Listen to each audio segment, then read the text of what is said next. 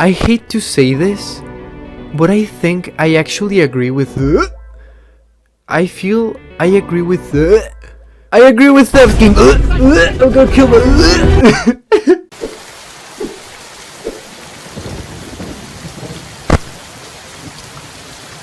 Hi everyone, I hope you're all doing great and welcome back to another video by me, Astrei. And today we're gonna be talking about the FNAF film, to which I have a lot of things to say. So I guess this is for review. A series that is so iconic to this channel that every single video I've made on it is now on private. Sorry, the Theft King thing just took... Okay. Yeah, the FNAF movie kinda sucked dick. Theft King was right, and I hate myself for saying this. I'm gonna kill myself tomorrow in live TV for review. So just keep in mind before anything that what you're about to hear is entirely my opinion. Please, for the love of God, don't get upset for what I'm about to say. Everything I will discuss is my opinion, and that's it. It's not a fact or anything. And I'm saying this because from what I've seen on Twitter, if you don't like this film, you are the reincarnation of Hitler. Before continuing, I want to mention that I've had a lot of trouble with the formatting of this video. I've recorded it twice already, and it has just been words. It doesn't make any sense. So I think that the best way to approach it is by separating it into 3 sections. The context, what I liked, and what I disliked. This way you can properly know where I stand as a FNAF fan, so you can know where most of my takes are coming from. So with that out of the way, let's begin. I've noticed something really peculiar about the Five Nights at Freddy's movie, and it's that it's pretty much the exact same thing that happened with the Mario movie, which I also didn't like. The critics thought it kinda sucked, everyone loved it, and then I went to watch it, and I thought it was kind of bland and not interesting. People on Twitter will defend this movie with all their heart, and that's no different to what is happening with the FNAF film. I've seen people say that if you hate the FNAF movie, you are joyless, and I wouldn't take this movie seriously if it had gore and it was scary. Did we play the same franchise? People will defend everything about this film, and I just watched the film, and my exact reaction was that one TikTok where that lady is making a stupid pancake dance and she just gives her the lead paint stare. That's me when I watched the FNAF movie. I genuinely did this face for like 30 minutes. What the fuck did I just watch? I don't know if this is a case of FNAF fans gaslighting themselves into enjoying FNAF, like Security Breach. Keep in mind I also played Security Breach. I fucking hated it, but it is super fun. Just because it's nothing, it's shit, so I'm scared that this is what's happening. There's a thing I've noticed with FNAF fans, and it's that they will always settle with mediocrity. If there was a single word I could describe this movie with, would be mediocrity. It had so much potential to be something great, but it didn't know what it wanted to do, so it just did nothing. Sometimes it tries to be scary, sometimes it tries to be funny, and most of the time you can really tell that this movie was in production hell for 8 years. Before delving further, I want to explain my position as a Five Nights at Freddy's fan. I've loved this series ever since I was 7 years old. If you ask me, Five Nights at Freddy's 1 to 3 are actual masterpieces in storytelling. Those are very scary games, they are fantastically executed, and I think the lore is perfect from top to bottom. Everything makes sense, and it should have stayed that way. FNAF 4, even though it's not my cup of tea, brought a lot of cool and interesting concepts and ideas onto the table, and I think regarding the ambience and the setting, it does it the best. However, one of the things it introduced were the Aftons, and if you know me, I just don't fuck with the Aftons. You will hate me for saying this, but I just don't like William Afton as a character, nor the Afton family. I just don't care about them. That's my Peter Griffin take. I made a video a while back on why the William Afton reveal absolutely murdered any horror factor that the purple guy had, which in my opinion is fucking horrifying. William Afton is just all over the place. William Afton is sometimes portrayed as a cold psychopath killer who hates kids. But not all kids. He likes his kids. But not really, because he fucks with them a lot. But he kinda does. And he kinda needs them. And he's a mastermind. But sometimes it's not even for his kids. Sometimes it's just to fuck with his ex. It's fucking stupid, innit? Even if I don't like the Afton family or their mystery, I do think that FNAF is great with them. Sister Location is my all-time favorite Five Nights at Freddy's game. I think think it has a fantastic setting, a really cool story, and it did a lot of things to reinvent the whole franchise. I'm not saying everything that has the Aftons on it is gonna suck. I'm just saying that ever since the Aftons became part of the picture, FNAF became way less interesting for me. So, now that you understand where I stand on regarding being part of the FNAF community and then again being an individual, here's what I think about the film. I think it is a terrible horror movie. I think it's passable as a FNAF film, but I think it is a good movie you can watch if you want to turn your brain off. So, I want to say that despite sounding a bit upset or not particularly happy about this film, I don't hate it at all. I just thought it was nothing. I watched the film, I asked myself what I was doing with my life, and then I went home. I feel everyone expects you to like this film if you're a FNAF fan. Everyone adores this film for some reason, and I feel exactly the same way I felt when I watched the Mario movie. This movie is the combination of thousands of flaws, but I don't know if people just want to look past that or just don't realize that. And people think you're a hater if you're able to recognize the flaws of a product. I love FNAF and I want the movies to be good, and that won't be possible if we all just pretend the movie is magnificent in every way. So, now that we understand this, let's move on into the things I liked. To begin, I want to say that I adored that this film was Mike Schmidt-centric. One of my problems with the games becoming all about William Afton and his family is that 1, I don't care, and 2, we keep forgetting that FNAF is about the security guard. What made FNAF 1 scary is that you could have been the security guard. If you were a broke-ass who was desperate, anyone would take the Freddy's job, thinking it was gonna be easy, and then you would come out of it absolutely traumatized or be dead. I don't think the Five Nights at Freddy's security guard needs to be, oh, the second purple guy, it's William Afton's son, but he's rotten and he's looking... I don't care. I'd like to think that FNAF 1 is just scarier if you were unlucky enough to stumble onto the location. I don't think everything needs to be connected with the Aftons. So I was very happy to see that this movie was just about some guy.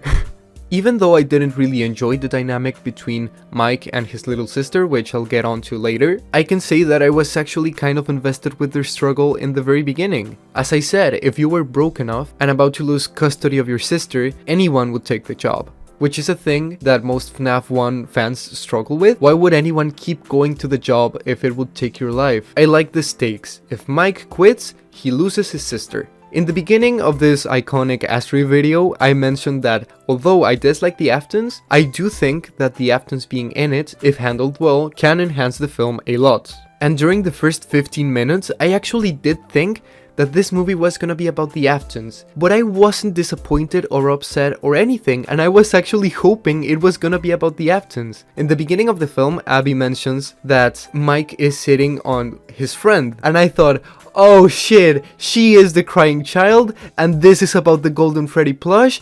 Oh my fucking god. I think FNAF 4's crying child slash Golden Freddy plush delusion thing is the best part out of Five Nights at Freddy's 4. And if you think about it from the inside, it is super fucked. I thought it had a lot of potential for very scary imagery. To which I want to mention the second point that I really like. And I know this is super specific, but just bear with me. I really liked the importance of the yellow rabbit drawing. I love Springtrap as a character.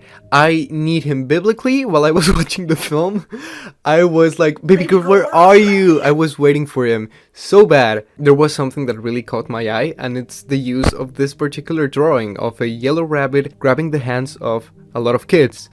I think that's actually scary as fuck. If a movie can make you feel scared shitless of a symbol, then it's on another level. The best example I can give is Black Mirror Bandersnatch, which everyone seems to hate, but I think is actually a fucking masterpiece. They somehow made the decision branch symbol be actually horrifying. And I think if the FNAF movie played a bit more with its use of creepy symbolism, I would have enjoyed it a lot more.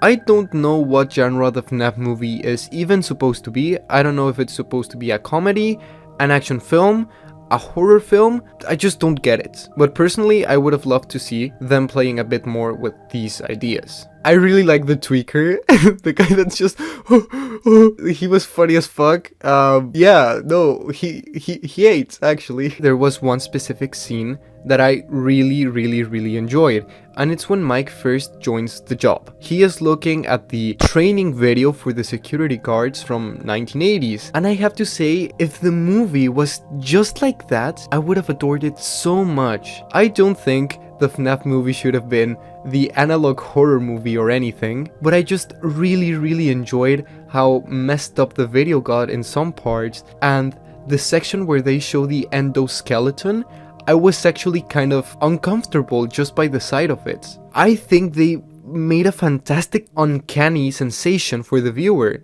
and if they just went through with it, it would have been amazing. And the fourth and final thing I really liked, which I feel a lot of people overlook, is the fact that it tried to be its own thing. The biggest haha got you moment that I see FNAF movie fans pulling onto the people who dislike the film is that, what did you expect? It's a 2-hour movie. They're not gonna be able to adapt 10 games into a single film, and I'm okay with that, and I'm really happy they chose not to. I like that the FNAF movie knew its boundaries and limited itself to it. It gave a lot of references into things from previous games and future games. Also, I really like the Sparky reference. I think I actually like came. But I liked that it had a scope and it just stuck with it. To some degree, I feel the movie remixed the FNAF franchise. The movie takes place in the 2000s, William Afton is still around, but so is the Freddy's 1 location, and Vanessa, I don't know if it's Vanessa from fucking Security Breach, because, you know, Mike isn't the son of William Afton in this film, so Vanessa is she just someone with the same name? I don't know, but I enjoyed that, to some degree, because, oh boy. Now, onto the things I dislike. The first thing I want to mention is that the acting on this film is fucking horrible. Oh my god. I really enjoyed Mike, and I think he plays PETA from the Hunger Games.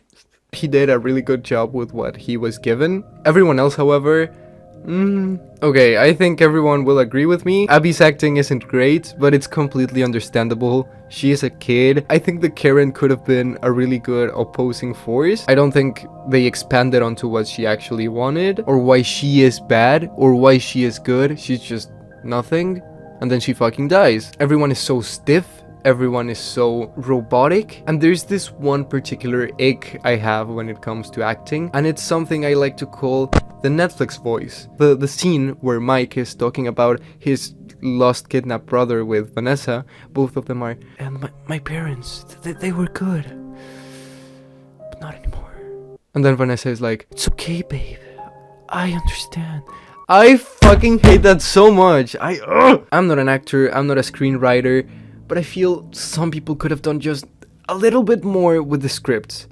Especially William Afton. The guy shows up in the last 15 minutes of the film, and then he fucking dies. But before dying, he just says, I always come back. But like, it doesn't have any weight in this movie, because he just shows up and dies. I like the twist that he was the phone guy, and it's a really cool callback to the original FNAF 1 theory. The dynamic between Vanessa and him is just nothing, by the way. Is Vanessa supposed to be against her father or controlled by her father? But she wants to stop her father, and she has the power to do it because she is a cop, but she doesn't because she's scared, but not scared enough to actually defy him, and not scared enough to hang out around dead kids for some fucking reason. And there's one line that William Afton throws, and he says, I'm just cleaning up the mess that you caused. What mess? What did she cause? The moment where Vanessa says, it's your fault, Dad, I was actually just, what the fuck is going on? I had the, like, paint grandpa stare. What?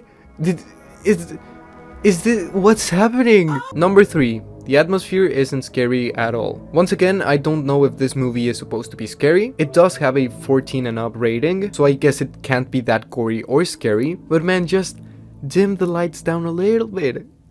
Just like that, and it's gonna be a lot better for everyone. There's this one scene before Mike has one of his nightmares where the monitors are the only thing that's actually lighting up his face, and I thought, oh shit, okay, shit's about to go down and the movie is gonna look like this. No, it was just one scene and that's it. In the very beginning of the film, when they're showing the logos, like the Columbia thing starts glitching out and it starts playing some creepy FNAF ambience. And I was like, oh, they're cooking. If this movie actually tried to capture the original FNAF 1 feel, it would have been great. There is no horror atmosphere. And I also don't feel this sensation of insanity or dread or fear coming from the place or the security guard, which is something Vanessa specifically stated is something that happens if you work long enough at Freddy's. There's this one scene where the monitors show it's me and the lights flicker and everyone moves. I needed more of that, just to signify that things aren't quite right other than the nightmares. Number 4. What I thought was gonna be the big twist was revealed super early, and it was that the robots are actually dead children. I think everyone who watched this movie knew that. I just felt it happened so sudden and everyone was so chill with it. Mike has his nightmares, Abby has her imaginary friends, Vanessa is like, yeah, they're dead. Anyway, let's build a fort. What?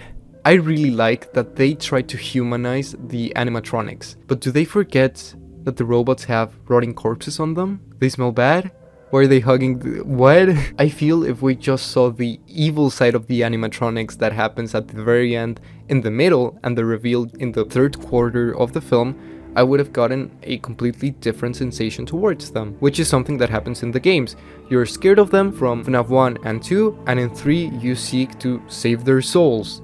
And I think that's really powerful. You're against the enemy, but realize they're not your enemy, so then you help them. They just didn't execute it well. I also noticed something. I am weirdly upset at this thing. Why the cupcake? The only animatronic that actually does anything. He kills like 4 people and he kills William Afton and he's a fucking cupcake? I have this conspiracy theory. In order to keep the 14 movie rating, obviously they weren't able to show gore or excessive violence. So I think the easiest way to get out of it was showing this whimsical little creature killing things, but it's just so cheesy and it's so bad. I don't think any single death from the animatronics is shown on screen, like none at all. We only see shadows or glimpses or reflections. People on Twitter are saying that's what makes it scary, the fact that you don't know. That's that's not how it works. I've said this a million times, ignorance is horror's best friend. But if you know that a death is certain by a robot that can only do so much, just show me the robot. There's the one part where the babysitter is cut in half, and it was actually the funniest thing ever. I thought it was a joke, and I actually started laughing. I don't want you guys to think like, oh, I laugh at gore, I'm so edgy. But it was just so fucking shit. It was so funny. I actually think the cupcake is the root of all evil, and it's the reason this movie isn't allowed to be scary. Just fucking get rid of the cupcake. The part where William Afton says, "Rise, my children," and the animatronics on the floor, it fades to black, and then they're standing. It's super funny with the cupcake, because it's just this fucking thing, and then it's just standing. Is oh my god, I hate it so much. Going back to what I said a couple of minutes ago, if the FNAF movie was very gory and violent, I wouldn't have enjoyed it, because it's FNAF. And like I said, are you forgetting what FNAF is? I feel actually insane, because I feel I'm the only human being that actually remembers FNAF being scary. FNAF, to its core, is pretty fucked. It's about a man who kills children and stuffs their corpses in robots. When I was a kid, I was absolutely terrified of the imagery it produced. FNAF 1 is, in my opinion, peak horror. I'm actually super fucking terrified of the game over screen. It's just, it makes me feel so uncomfortable. The idea of a rotting corpse beneath robotic parts stuck forever in this kid-friendly place where everyone can feel and smell the decay, that's just so awful. This is a story about child abuse and neglect. This is the story of a man who did so much evil, he is currently in hell, getting killed repeatedly by every single one of his creations forever. That is so fucked. Why do people want the FNAF movie to actually be mediocre? Yes, the FNAF movie can be clumsy and silly. That's perfectly fine. All of the movies need some breather. But to its core, FNAF is something entirely different. And I feel the FNAF film and modern FNAF in general is everything people thought FNAF was back in 2014. I love FNAF, and I hate that FNAF fans keep actually just excusing and defending and gaslighting themselves into thinking this is what FNAF is. FNAF has always been shit. FNAF has always been clumsy, so let's just roll with it. it wasn't. But after rewrite and after rewrite and after rewrite, it became a parody of what it used to be. I need FNAF fans and just horror fans in general to stop excusing mediocrity. Stop downplaying it. FNAF is so much more than that. I'm not saying I wanted a film where the security guard is shitting himself for an hour and 40 minutes straight with a bunch of glitchy sound effects. No, that's not what I'm saying. I'm saying that stop invalidating FNAF. Stop pretending FNAF has always and will always be security breach. I have hope that FNAF is gonna be different someday. I'm not saying it needs to go back to its roots, I just feel it needs to start taking itself just a bit more seriously. But that's not a thing that's gonna happen anytime soon, because the fans have convinced themselves that FNAF is not worthy of recognizing as scary. And same thing with the FNAF development team. Of course no one is gonna take Five Nights at Freddy's seriously, but just try to make something more. It's very funny because I don't take this movie seriously, and people are upset about that fact, but the same people defending this film don't take the franchise seriously either. So where are we standing here? However, now that we know that the FNAF film was a success and that there's gonna be more, I am very hopeful that things are just gonna play out a bit different from now on. So, what are my final thoughts? This movie isn't great, this movie isn't good. If you want to watch this film, you can do it. If you want to invite your friends over to watch it, it's a relatively fun watch. But it's just one of those movies where nothing about your life will change. And honestly, I feel that's fine. Because as not great as it is a very important milestone for the indie horror community. And now that the Iron Lung movie was announced, I think it's just a matter of time until things start getting better. Or that's what I like to think. Anyway, what I'm expecting for the FNAF movie 2 is gonna be Roxanne. I need my wife. Now, where is she? And I think that's it. I don't know what to say. I just hope you enjoyed this video. If you liked it, please remember to leave a like, subscribe, comment, and share. And you know what? Maybe just go and flame me in the comments. Tell me why I'm stupid and why I should blow my brains out. It's fine. No, but seriously, if you want to give me your opinions onto why you liked it or why you disliked it, just feel free to do it. I really want to have a discussion, obviously as long as everyone is respectful. I want to hear your reactions as to what I had to say, and I want to react to the things you're saying, because that's the sense of community that the FNAF movie needs. FNAF is just so separated where everyone wants so many different things, and I just really want to hear you guys out because you guys heard me out. But anyways, I hope you enjoyed this video, and I'll see you very, very soon with another review-esque thing. Thank you all so much for watching, and I'll see you on the next one. Bye bye.